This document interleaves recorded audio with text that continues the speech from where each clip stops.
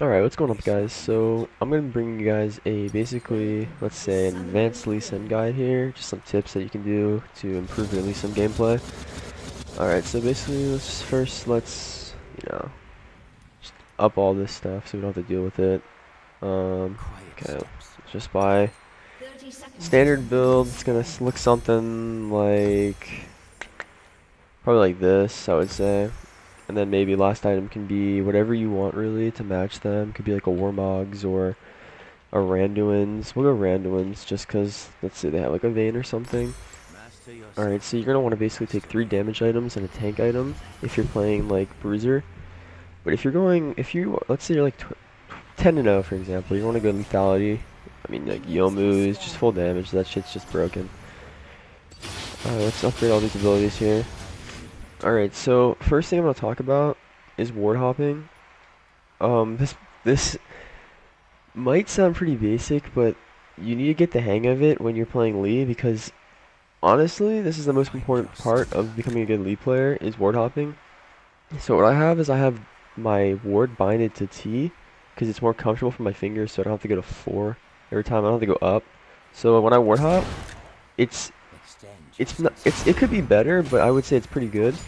So let's just practice a few times here. So I mean, you can buy a sight stone if you're playing Lee top or something, but when you play jungle, you're gonna want to go. I think this is trackers.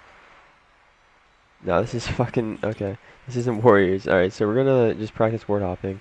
So it's almost instant. As soon as I put my ward down, I'm basically jumping as soon as it goes down. Actually, this is gonna get annoying because this runs out, doesn't it? Okay, so next thing I'm going to talk about is a combo, which is, it's kind of difficult to pull off. It's going to be Q flash ult. Okay, so it's going to look like this. Okay, it's not going to look like that. Okay, well, it's going to look like this. Let's get a dummy because the Skullcrup's moving. Alright, that's a target dummy. That is, what the fuck? Oh, allied. Okay. So look at that. So what happens is, this is like the one-shot combo. Let's say you're early game on their AD. You're gonna see them. All right. Let's pretend this guy right here. This is it's their Varus. All right. First thing you're gonna Q. So when you Q, when your Q's moving, you're gonna flash, and by the time you're gonna flash onto the enemy champion here. So it's gonna look like this. So when you Q, you're gonna flash here, and then when you flash there, you're gonna immediately ult them. So when your ult animation happens, your Q will be landing as soon as it happens. So that when you ult them, the Q does more damage since they're lower HP. Alright, next thing we're talking about is like basically like insect or something. There's first one is gonna be flash kick. You're gonna go up to let's say you land your Q on the enemy, alright? You're gonna Q. As soon as you get here, you're gonna flash and then kick. So flash, that's a flash kick. Like, I can't even do it anymore because I've never done it in my life. But the one I usually do is ult flash. So you ult in the animation. When the animation is happening, you flash behind them and it redirects it. And then you can do like, so let's say your team is over here. Alright, and you're just chilling. You land a Q from the side, you take it, boom. The Kog'Maw is in your team, and that should help the fight. Next one we can work on is we can talk about landing. Let's pretend this is the Janna, and that's their ADC. You can just like do a little ward hop to the side.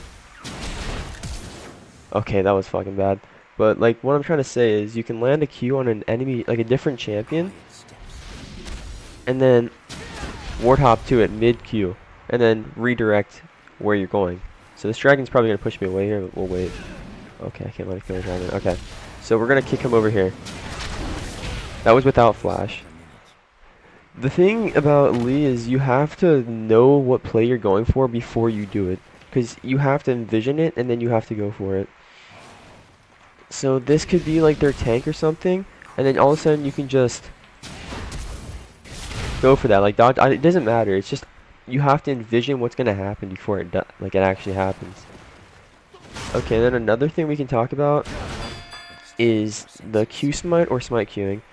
So let's say you're like 1v1ing someone and they're hiding behind creeps. What you can do is you can Q and then smite, so that your Q goes through it and they're not expecting it. Or you can just do the smite Q, which is pretty basic. You run up to it and you smite it and then you Q. Let's see, what else is there? There is the E flash, which is, I mean, it's not very hard. The concept's pretty basic. You hit E and then you flash on your target. So, okay, this dragon is getting kind of angry. Let's just kick this guy away. Sorry, dragon. Okay. So basically what's going to happen is you're going to E, and then you're going to flash on top of the champion. So, looks a little something like that. I mean, it's alright. It's not really useful, but... Okay, the very last thing I'm going to discuss is when you should play this champion. Okay, so basically through my, I have like 250k mastery points on this champion. I've figured out that honestly you shouldn't play this champion in lower elo, such as like bronze, silver. You can maybe play it in gold. But when you are playing Lee, the way I play Lee is I am always looking to make plays, but the problem with the elo that I'm like silver in bronze, your team doesn't realize what's going to happen, so they don't expect to follow up. So a lot of times there'll be a really open play and you'll just go in, and then they'll be sitting in, like, no one will follow up, so it's basically a waste, and then you'll end up dying because no one follows up. And when you're playing Lee, in this like low elos, you can notice that you'll be like, oh, they're doing dragon. So a lot of times this is probably the easiest champion to ever steal a dragon, is you just land your Q on them, you wait till it gets to 1000 HP, you take it, and then you smite it, because your Q damage plus your smite is almost unbeatable in that situation. Same with Baron. That's a little harder, but still, it's doable. Okay, maybe I can talk about like lining up. I mean, this is like luck a lot of times. You have like lining up good kicks. So let's say that, I don't know, dude, let's say that let's say that there's a dummy here, okay? What you can do is his ult can knock up multiple champions at once. So let's try this. So, okay, no, let's not try that. We'll do it again. So you can just ward hop to the side and then ult and miss all of them. No, but what I'm saying is you can knock up a lot of people at the same time if your ult hits multiple champions. This can combo with a Yasuo ult, etc. And then the last part is, dude, whenever you do something sick, just flex your fucking mastery on them, dude. Doesn't even matter what it is. Like, you can just, a lot of times I'll just be chilling, dude, in lane. I'll come in through a gank, it's not possible, so I'll just fucking DM them. You know, always, don't forget to always take your laner's farm. That's the most important part, in my opinion. Yeah, I mean, that about wraps it up. So, like, I just sit in this training since they added it, and I really just practice, like, playing this champion. It's really, like, practice makes perfect, as fucking corny as that sounds.